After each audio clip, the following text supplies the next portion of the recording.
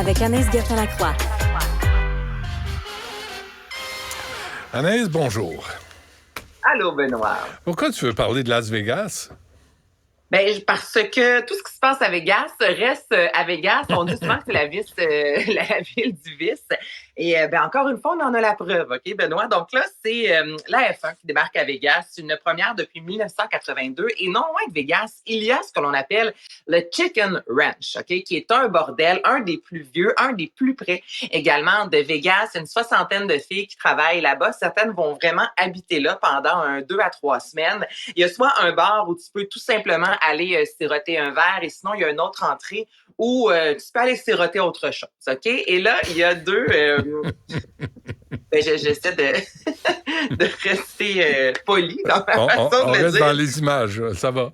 On reste dans les images, exactement. Et il y a 2 travailleuses du sexe, Alice Little et Addison Gray, les 2 qui travaillent au Chicken Ranch. Et elles ont pris la parole sur TMZ. Et je trouve ça spécial parce que c'est pas la première fois que lorsque les athlètes débarquent dans une ville quelconque, que les travailleuses du sexe qui lèvent la main disant « Hey, moi, je vais vous offrir ça gratuitement parce que j'aime votre sport, puis j'ai envie de vous gâter. » Donc, ce qu'elles ont dit à TMZ, c'est que tous les pilotes qui souhaitent avoir un coït avec elles en auront un et ce sera 100% gratuit. Donc, aucun sou à défrayer. À donner, en fait, à défrayer, merci. Parce que ce sont des pilotes, donc tous les pilotes qui ont envie d'avoir des rapports sexuels avec soit Alice ou encore Addison, ce sera possible durant cette période-là avec les courses. Et elles ont dit, il y a des fans aussi là, qui voyagent, qui viennent ici parce qu'ils aiment vraiment la F1. Juste sur les pilotes de course, là, tu sais qu'ils atteignent l'orgasme entre 0 et 100 en 3 secondes. Hein? Mais tu peux en passer plusieurs en même temps, ça va vite. Sacramouille. C'est salissant, mais c'est payant. Pas nécessairement salissant. Dans le meilleur des mondes, on se protège, Benoît. Oui, non, c'est vrai. Dans le meilleur des mondes. Oui, souhaitons-le. Oui, OK. Souhaitons-le, mais quoi? Mais il y a des femmes qui triplent là-dessus, quoi? Écoute, il y a toujours ces fans-là, que ce soit des artistes, que ce soit des musiciens, des sportifs. Donc là, en même temps, je me dis, il y a sans doute une fameuse checklist là, de pouvoir dire, j'ai eu des rapports sexuels avec tel artiste, avec telle célébrité, avec tel sportif.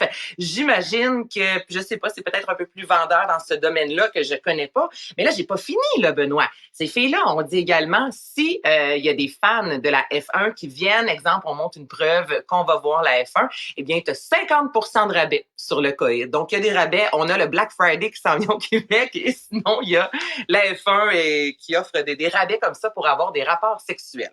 As-tu les prix? Non. Je sais juste que c'est gratuit ou tu vas 50%. Exactement. Mais 50%, tu sais comment ils sont, hein? Des fois, ils gonflent les prix. Puis après, ils annoncent des soldes.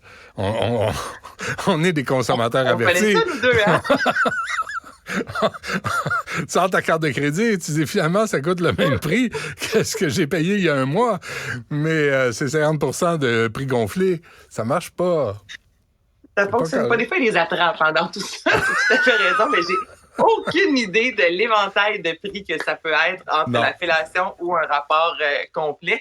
Et j'imagine parce que je lisais justement sur le Chicken Ranch et chaque fille qui travaille là est indépendante. Donc, ce n'est pas une personne qui est là, qui engage et qui paye les jeunes femmes. Donc, ce sont elles qui décident après ça combien elles ont envie de charger. Donc, j'imagine que, j'ai aucune idée. Je peux même pas m'avancer sur combien qu'on doit débourser. Les pilotes de Formule 1, là, c'est vraiment sont tout petits, hein? C'est des petits hommes, là. Pour qu'ils rentrent dans c'est comme les jockeys de course. Là. C'est vraiment... T'as pas de 6 pieds 3 là, qui conduisent des voitures de course. Oui, mais c'est pas parce que t'es 6 pieds 3, Benoît, que t'as un immense pénis et tu peux avoir un petit tour de taille et être assez bien membré. C'est vrai? C'est tout ce que j'ai à dire sur le sujet. Non, mais oui, ça va pas avec le gabarit du corps, Benoît, voyons donc. Au même titre que les femmes qui sont plus petites puis qui ont une poitrine vraiment volumineuse. Et il y a des femmes qui sont plus grandes comme moi, du gros 5 et 9, puis... Parlons de ça. Pas là que ça se passe. Qu'est-ce que tu veux que je te dise? Ça, c'est important ce que tu viens de dire. Parce que là, c'est un mythe qu'il faut déconstruire. Parce que les influenceuses entretiennent le mythe, là. Mais quand t'es physiquement tout petite, là, c'est rare qu'une femme... va avoir des gros seins, à moins qu'elle ait payé 15 000. C'est rare, en désespoir. Ben oui, c'est rare, mais ça se peut.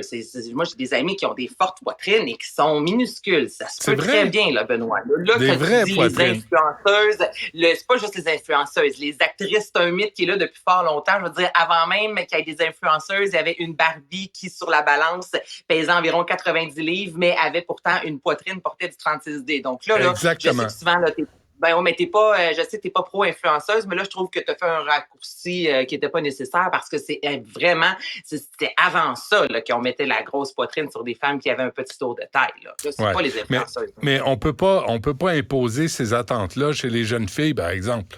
Parce que c'est rare que ça arrive. Tu sais, puis c'est correct. Mais bref, on est parti des petits hommes dans la Formule 1, aux femmes avec des grosses poitrines. Bref. Tu veux parler d'infidélité? Hey, oui, je trouve ça. Moi, je connaissais pas du tout cet univers-là, ce site-là.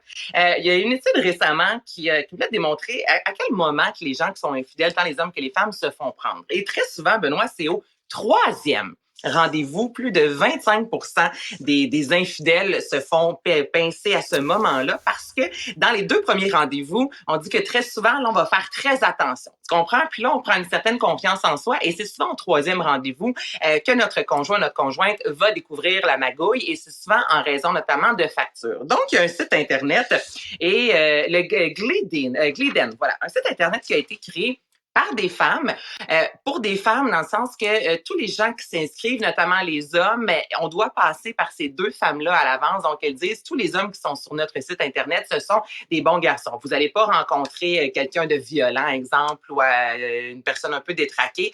Et sur ce site-là, quand je te parle d'infidélité, ce que je trouve vraiment flyé, c'est possible de faire imprimer des fausses factures, OK? Donc là, tu es infidèle, tu veux pas te faire prendre, t'inventes avoir été à tel endroit alors que tu n'y étais pas. Tu vas sur ce site, tu t'inscris. Et c'est possible de faire imprimer une fausse facture. Ensuite, tu arrives à ton conjoint ou ta conjointe. Voici la preuve que j'étais avec Benoît. Oh, hey, non, mais c'est flyé. C'est-tu moi qui est complètement déconnecté ou j'avais comme pas vu venir ça? Donc, c'est possible de faire imprimer des fausses factures. Sur le site, on nous fournit une panoplie de faux alibis pour t'aider. Peu importe la situation, il y a toujours comme la Bible de OK, tu pourrais dire ça dans telle situation pour te sortir du pétrin. Et c'est possible aussi, même en s'inscrivant, si toi, exemple, tu arrives sur mon ordinateur et tu vas aller voir mon historique de recherche et ça se peut que j'ai mal effacé le tout, eh bien, c'est possible si je débourse qu'il y a une page qui te renvoie automatiquement, exemple, sur un site de Walmart, peu importe. Donc, comme ça, si tu vas sur mon ordinateur, c'est impossible que tu aies réellement accès à mes courriels et à mes recherches. Donc, tu peux penser pouvoir y aller parce que tu as mon mot de passe, mais là, une fois que tu arrives, il y a une façon de faire, là, c'est la technologie, je peux pas te dire, là, qui fait en sorte qu'on te renvoie à une autre page et tu n'as pas accès à ce que je fais vraiment. Moi, tout ça, ça me fait bien peur.